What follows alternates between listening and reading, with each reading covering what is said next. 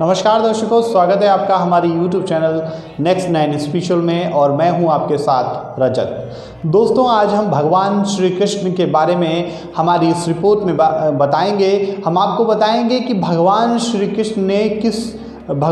कृष्ण से किस ने मोक्ष प्राप्त किया था। दोस्तों, मोक्ष प्राप्त करना वैकुंठ धाम जाना नहीं है। मोक्ष प्राप्त करना तो वो ज्ञान है जो शायद भगवान के जो आसपास रहने वाले लोग हैं उनको मिलता है, और कई लोग इस ज्ञान को प्राप्त भी नहीं कर पाए क्योंकि वो अहंकार के चक्कर में पड़े रहे। उनको स्वयं पर बहुत अहंकार था, इस वजह से ये मोक्ष का ज्ञान नहीं प्राप्त कर पाए। तो मोक्ष का ज्ञान वास्तव में है क्या? दुनियादारी से दूर रहकर, दुनियादारी में ना पड़कर एक अपनी अलग जिंदगी जीना एक मोक्ष है। मतलब ना मोह माया में पड़ना, ना बेकार की बुराइयों में पड़ना, इसी को मोक्ष का ज्ञान कहा गया है। तो दोस्तों, आज की हमारी इस रिपोर्ट में हम आपको बताएंगे भगवान श्री कृष्ण ने किस को मोक्ष का ज्ञान दिया था। लेकिन उससे पहले हम आपसे एक निवेदन करना चाहेंगे। दोस्तों, अगर आप हमारे चैनल के लिए नए हैं तो कृपया करके आप हमारे चैनल को सब्सक्राइब कर लीजिए और बेल आइकन जरूर दबा दीजिए, जिससे कि आपको हमारी सभी नई वीडियोस का अपडेट मिलता रहे। तो चलिए दोस्तों, शुरुआत करते हैं हमारी आज की इस रिपोर्ट की। भगवान श्री कृष्ण जो थे वो भगवान विष्णु का अवतार थे। भगवान विष्णु का अवतार माने जाने वाले भगवान श्री कृष्ण स्वयं कई लोगों को मोक्ष का ज्ञान दे चुके थे। उन्होंने कई लोगों को मोक्ष का ज्ञान दिया, लेकिन कई लोग उनके पास रहते हुए भी इस ज्ञान को प्राप्त नहीं कर पाए। इसकी वजह यही थी कि उन्हें अपने आप पर अहंकार था, उन्हें अपने आप पर, अपने ज्ञान पर अहंकार था, इसलिए वो मोक्ष का ज्ञान नहीं प्राप्त कर पाए।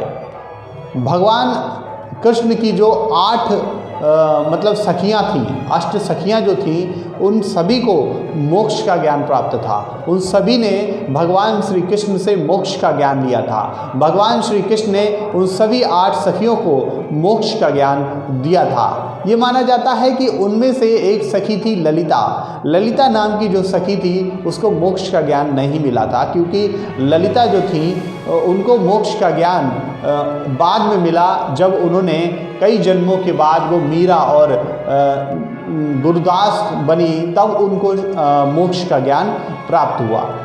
दोस्तों, और दूसरे नंबर पे आते हैं सुदामा की कहानी तो आप सभी ने सुनी होगी। सुदामा भगवान श्री कृष्ण के बचपन के दोस्त थे।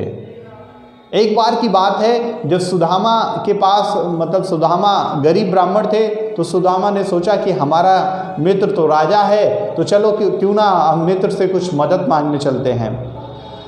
तो उनकी बीवी ने भेज दिया, सुदामा की बीवी ने भेज दिया कि जाओ आप आप कहते हो कि आपका दोस्त राजा है, तो आप जाओ और अपने मित्र से मिलकर आओ। तो दोस्तों, जब सुदामा अपने मित्र से मिलने जाते हैं और उनके दरबार में पहुंचते हैं, तो राज दरबारी जो होते हैं वो उनको रोक लेते हैं, क्योंकि एक गरीब ब्राह्मण थे, फटे चिड़े कपड़े पहने हुए थे। उन्होंने सोचा ये राजा का दोस्त कहाँ होगा, क्योंकि राजा के दोस्त तो राजा ही होते हैं, वास्तव में राजा के दोस्त राजा ही होते हैं। तो उन्होंने सोचा ये राजा का दोस्त नहीं है, ऐसे ही कह रहा है। तो उन्होंने उनकी बात नहीं मानी, लेकिन बार बार अनुरोध करने पर, बार बार आग्रह करने पर जो द्वारपाल होता है वो श्री कृष्ण के पास जाकर कहता है कि कोई सुदामा नाम का व्यक्ति आपको अपना मित्र बता रहा है और अब वो आपसे मिलने की चेष्टा कर रहा है। तो जैसे ही श्री कृष्ण इस वाक्य को सुनते हैं, श्री कृष्ण नंगे पांव ही दौड़े हुए चले जाते हैं और सुदामा से मिलते ही उनके आंखों से आंसू टपकने लगते हैं। उनके आंखों से वो प्यार उमड़ पड़ता है, जो बचपन का प्यार उनके लिए सुदामा के प्रति था। दोस्तों, वो प्यार ही था, वो उनके सुदामा के प्रति जो प्यार था, फिर वो सुदामा को अपने गले लगाते हैं और सुदामा से उसकी खैरियत पूछते हैं। सुदामा से पूछते हैं कि मित्र, तुम ठीक तो हो ना?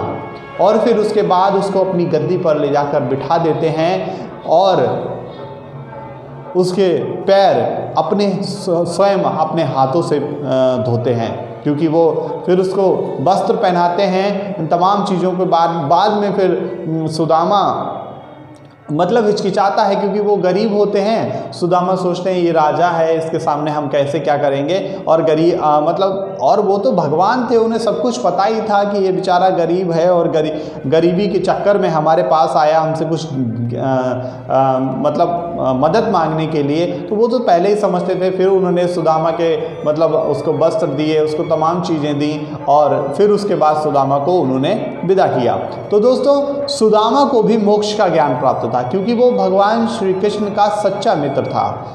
सच्चा मित्र होने के कारण सुदामा को भी मोक्ष के ज्ञान की प्राप्ति हुई थी। और तीसरे व्यक्ति थे उद्धव। उद्धव जो थे वो श्री कृष्ण के चचेरे भाई थे। वो उम्र में थोड़े बड़े थे, लेकिन उनको भी मोक्ष का ज्ञान प्राप्त था। उन्होंने भी मोक्ष का ज्ञान प्राप्त किया था श्री कृष्ण से ही। श्री कृष्ण ने मोक्ष का ज्ञान भीष्म पितामह को भी दिया था। भीष्म पितामह स्वयं विदुर को भी मोक्ष का ज्ञान प्राप्त था, क्योंकि ये जो तमाम ज्ञान, क्योंकि उस समय विदुर जो थे वो स्वयं ही धर्मराज के अंश थे। तो दोस्तों विदुर ने भी मोक्ष का ज्ञान प्राप्त किया था, और भीष्म पितामह ने भी मोक्ष का ज्ञान प्राप्त किया था।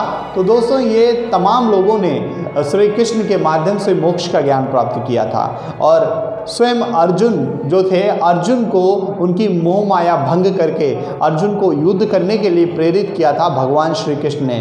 भगवान श्री कृष्ण ने अपने पूर्ण अवतार में उनको दर्शन दिए थे, और पूर्ण अवतार में उन्होंने भगवान श्री कृष्ण ने अर्जुन को अवतार देकर ये कहा था कि लड़ो अर्जुन लड़ो, हे पार्थ अगर तुम नहीं लड़ोगे तो ये आने वाले समय के लिए विनाश काल हो जाएगा, और आने वाले समय में धर्म की जगह अधर्म की स्थापना हो जाएगी। इसलिए धर्म की स्थापना के लिए आपको लड़ना ही होगा।